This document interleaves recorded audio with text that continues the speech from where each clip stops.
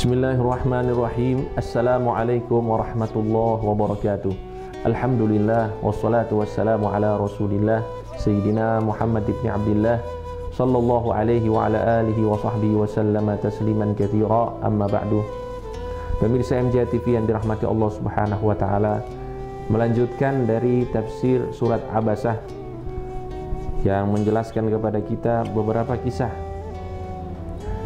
Pada kesempatan ini kita akan membahas lanjutan dari kisah di surat Abasah, yaitu penekanan dari Allah Subhanahu wa taala bahwa Al-Quran ini adalah peringatan, adalah nasihat untuk para hamba-hambanya. Dikatakan kalla innaha tadhkirah. Masih ada hubungan dengan ayat sebelumnya, artinya kita harus fokus di dalam berdakwah bagi orang-orang yang ingin menerima dakwah. Jadi kalau misalnya ada dua orang, yang satu kita inginkan didakwahi dan satu orang yang menginginkan dakwah, maka kita dahulukan orang yang menginginkan dakwah, orang yang mencari dakwah, bukan orang yang tidak mau dakwah. Kenapa? Karena Al-Quran ini tadhkirah, peringatan bagi para makhluk. Faman syaa dzakarah. Barang siapa yang ingin mendapatkan Al-Quran, mendapatkan nasihat Al-Quran, maka pasti dia akan mendapatkan nasihat tersebut. Jadi seseorang itu akan mengetahui nilainya Al-Quran apabila dia benar-benar mengetahui Al-Quran. Seseorang itu akan mengetahui nilai emas kalau dia tahu emas itu sendiri. Jadi orang yang tidak tahu emas, kita tak kasih emas, emas dibuang karena tidak ada nilai. Begitu juga dengan Al-Quran. Al-Quran diberikan bagi orang yang mengetahui Al-Quran, maka pasti dia akan menerima dan akan menganggap harga ataupun nilai Al-Quran yang sangat luar biasa di dalam hatinya. Nah, dengan hal itu dia akan mengambil manfaat, dia akan mengambil nasihat dari Al-Quran.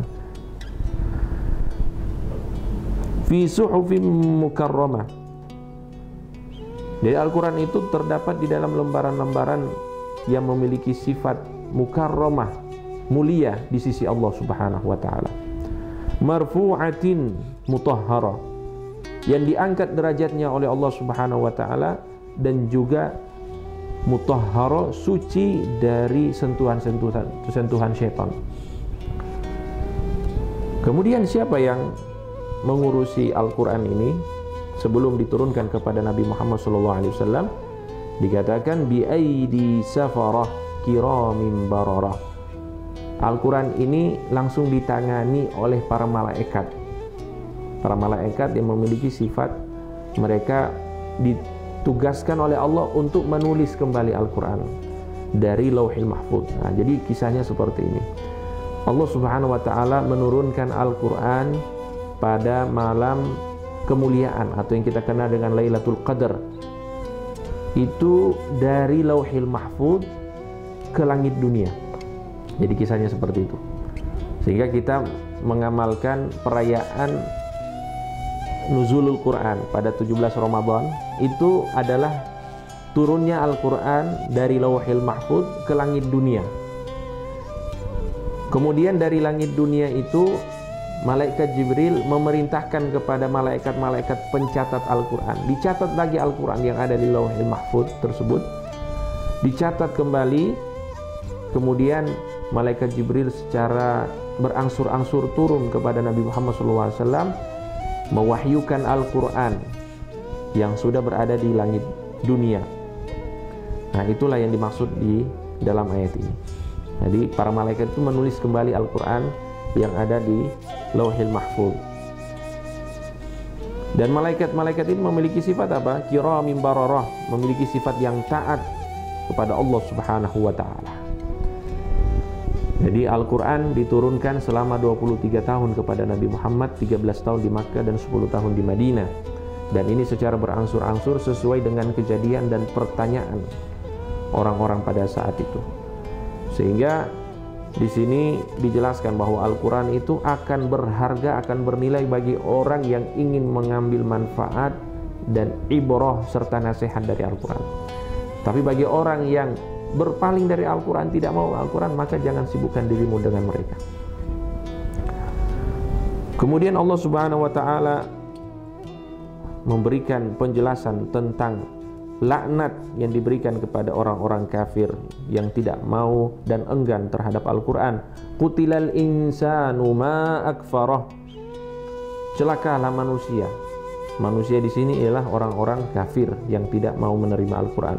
Ma akfarah. Sungguh mereka itu benar-benar kufur, benar-benar enggan menerima Al-Quran. Dan ini adalah bentuk celaan yang sangat menusuk bagi orang-orang kafir, karena mereka telah dilaknat oleh Allah, dan laknat ialah dijauhkan dari rahmatnya Allah Subhanahu wa Ta'ala. Kalau orang sudah jauh dari rahmat Allah, apa yang diharapkan? Maka na'udzubillahi min dzalik. Allah Subhanahu wa Ta'ala menjelaskan bahwa mereka ini orang-orang kafir tidak mau menerima dakwanya Nabi Muhammad, tidak mau menerima Al-Quran.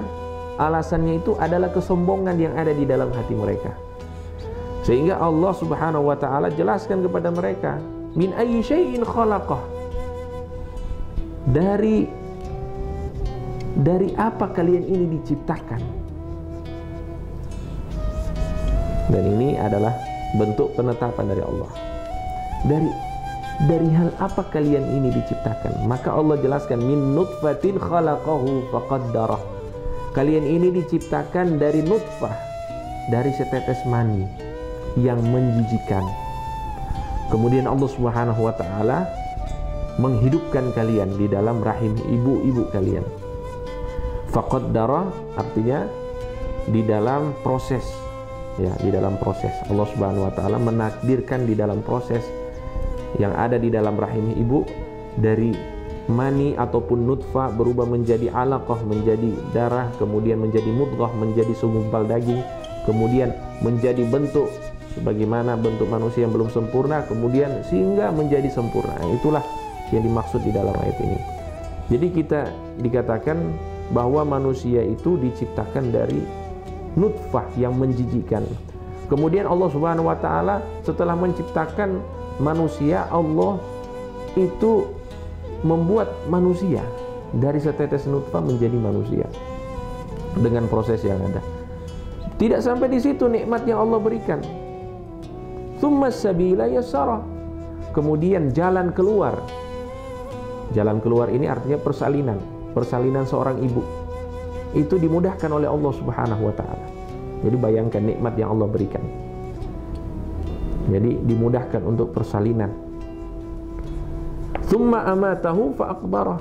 Kemudian Allah Subhanahu wa Ta'ala mematikan atau mewafatkan manusia itu, kemudian dikuburkan. Dan mematikan itu adalah nikmat dari Allah. Sebagaimana menghidupkan adalah nikmat, mematikan juga adalah nikmat.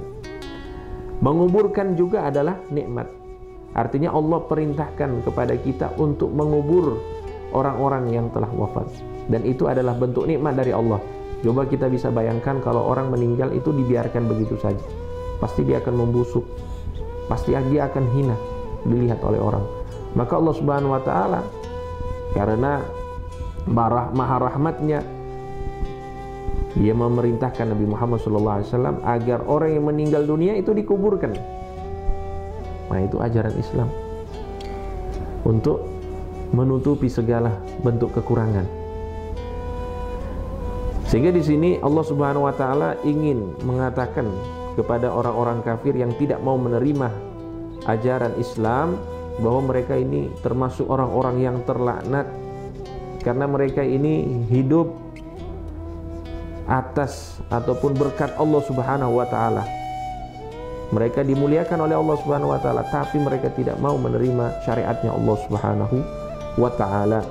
Sehingga inilah dikatakan di sini, tsumma idza syaa'a ansyarah. Dan apabila Allah Subhanahu wa taala berkehendak, maka Allah akan membangkitkan mereka dan mereka semuanya akan dibangkitkan. Kita semuanya akan dibangkitkan oleh Allah Subhanahu wa taala. Kalla lamma yaqdi ma amara. Akan tetapi manusia ini itu tidak mau melaksanakan apa yang menjadi perintah Allah Subhanahu wa taala. Ini adalah orang kafir. Jadi orang kafir itu tidak mau menjalankan perintah Allah. Padahal Allah sudah berikan banyak nikmat kepadanya. Dari sebelum dia hidup sampai dia mati dan nanti dibangkitkan, Allah berikan nikmat. Akan tetapi dia tidak mau taat kepada Allah, sehingga dia mendapatkan laknat Allah Subhanahu wa taala. Dan ingat, yang membuat orang kafir itu tidak mau menerima syariatnya Nabi Muhammad SAW itu adalah kesombongan yang ada di dalam hati mereka. Maka kita harus ingat apa yang menjadi pesan para ulama, bahwa malibni Adam, apa yang membuat manusia al-fakhru, merasa sombong, awwaluhu nutfah madirah, dia awal mula atau asal muasal kehidupannya itu ialah air mani yang menjijikan, wa akhiruhu jifatun qadirah, dan akhirnya dia akan menjadi bangkai yang busuk, wa bainahuma hamilun lil adarah, dan pada saat dia hidup yang dia bawa adalah kotoran-kotoran di dalam dirinya. Jadi apa yang bikin seseorang itu sombong?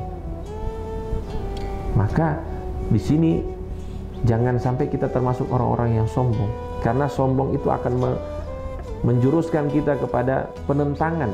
Kalau sudah kita berani menentang, na'udzubillahi min dzalik, maka tidak menutup kemungkinan orang itu akan menentang Allah dan menentang Rasulullah SAW. Maka kita harus hilangkan sifat sombong dari hati kita. Telah diingatkan oleh Nabi Muhammad SAW bahwa sombong itu ialah sifat yang dimurkai oleh Allah. Tidak berhak orang masuk ke dalam surganya Allah Subhanahu wa taala selama di dalam hatinya terdapat kesombongan. Na'udzubillahi min dzalik. Wallahu taala alam. Wa sallallahu ala sayyidina Muhammadin wa ala alihi wa sahbihi wasallam.